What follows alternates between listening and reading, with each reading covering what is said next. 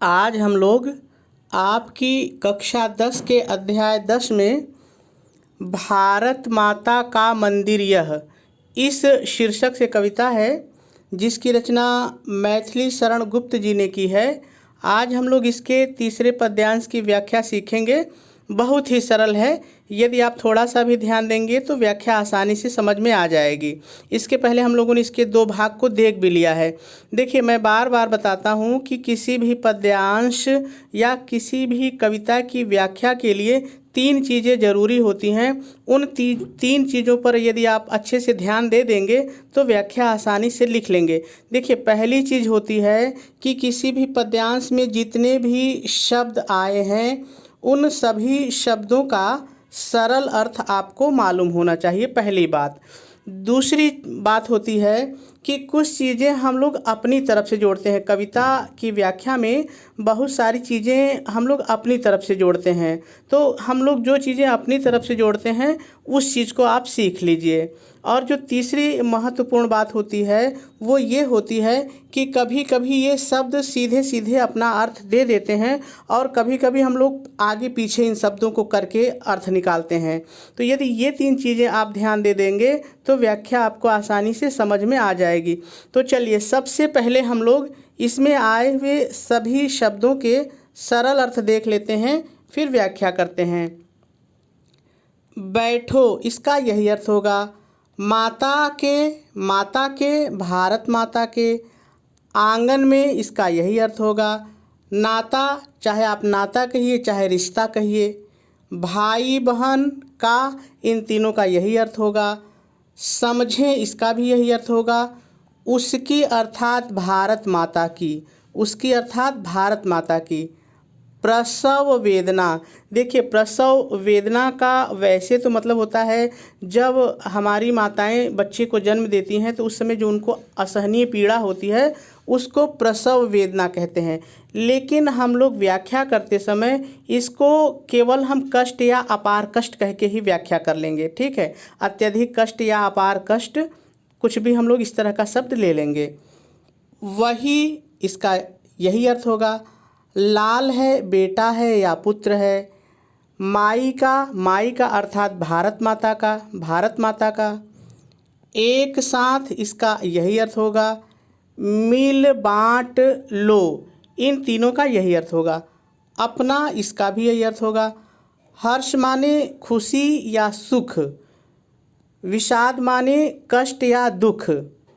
यहाँ है, इसका यही अर्थ होगा। सबका, सभी लोगों का। शिव माने मंगलमय या मंगलकारी। कल्याण, इसका यही अर्थ होगा। यहाँ है, देखिए यहाँ का मतलब है भारत माता या भारत में, ठीक है, इसका यही अर्थ होगा। पावें, पाते हैं। सभी लोग। प्रसाद, यहाँ पे प्रसाद का मतलब है प्रसन्नता रूपी प्रसाद, तो एक तरह से यहाँ पे रूपक अलंकार हो रहा है। प्रसाद यानी कि प्रसन्नता रूपी प्रसाद। यहाँ इस भारत में, तो सभी कठिन शब्द हो गए। अब हम लोग को इसकी व्याख्या करनी है, लेकिन व्याख्या करने से पहले हम लोग थोड़ा सा संदर्भ और प्रसंग की भी बात कर लें। तो यदि संदर्भ की बात करें तो जब मैंने आपको इसका पहला भाग बताया था, जब पहले भाग की व्याख्या की थी तो वहाँ पे मैंने संदर्भ बताया था। तो आप प्लेलिस्ट पर जाइए और पहले भाग से आप संदर्भ देख लीजिए। प्रसंग बार बार बदलता है, देखिए जब भी पद्यांश बदलते हैं प्रसंग बदल जाता है। और मैं बार बार आपको बताता हूँ कि प्रसंग जो इसमें व्याख्या की जाएगी, जो भी व्याख्या की जाएगी उसी का कोई एक हिस्सा हम प्रसंग बना लेते हैं। अब आप प्रसंग कहीं से भी उठा सकते हैं, ठीक है, किसी भी लाइन से आप प्रसंग ले सकते हैं, लेकिन प्रसंग हम उसी को बनाते हैं जो कविता में मुख्य बात कही गई होती है, ठीक है। तो देखिए हम लोग यहाँ पे प्रसंग क्या बनाएंगे, ध्यान से सुनिए। प्रसंग आप हेडिंग डालेंगे, डैश डालेंगे और लिखेंगे प्रस्तुत पद्यांश में कवि मैथिली शरण गुप्त जी ने भारत में रहने वाले सभी लोगों को भाईचारे के साथ रहते हुए एक दूसरे के सुख दुख में सहयोग करने की बात की है। और आपका प्रसंग पूरा हो जाएगा। चलिए अब व्याख्या की बात करते हैं। आप व्याख्या हेडिंग डालेंगे और पहले थोड़ा सा आपको अपनी तरफ से जोड़ के लिखना है। अपनी तरफ से क्या जोड़ के लिखना है, ध्यान से सुनिए। प्रस्तुत पद्यांश में कवि मैथिली शरण गुप्त जी कहते हैं, हे भारत में रहने वाले लोगों, आओ और, अब आ जाइए काव्य पर, आओ और भारत माता के इस विशाल, इतना आपने जोड़े, इस विशाल आंगन में बैठो, क्योंकि हम सभी में, फिर इतना जोड़िए, क्योंकि हम सभी में भाई बहन का पवित्र रिश्ता है। फिर पूर्ण विराम लगाएंगे और आगे लिखेंगे, अपने से जोड़ के लिखेंगे, भारत के लोग जब आपस में लड़ते हैं तो भारत माता को असहनीय पीड़ा होती है।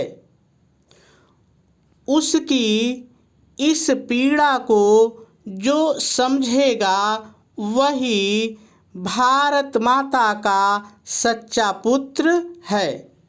फिर पूर्ण विराम लगाएंगे और आगे लिखेंगे, यहाँ पर रहने वाले सभी लोगों, आओ और एक साथ मिलकर हम सभी अपने सुख और दुख को आपस में बांटकर एक दूसरे का सहयोग करें, क्योंकि, अपने जोड़े, क्योंकि इस पवित्र भूमि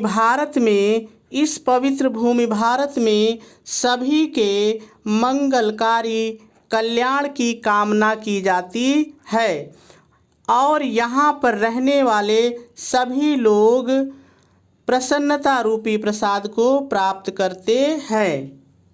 और आपकी व्याख्या पूरी हो जाएगी।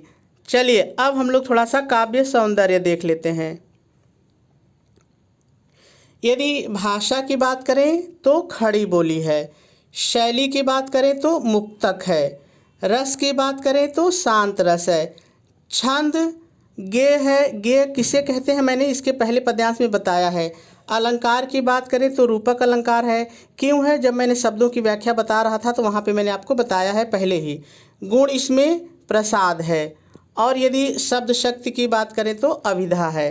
तो मेरे ख्याल से बात आपको समझ में आ गई होगी।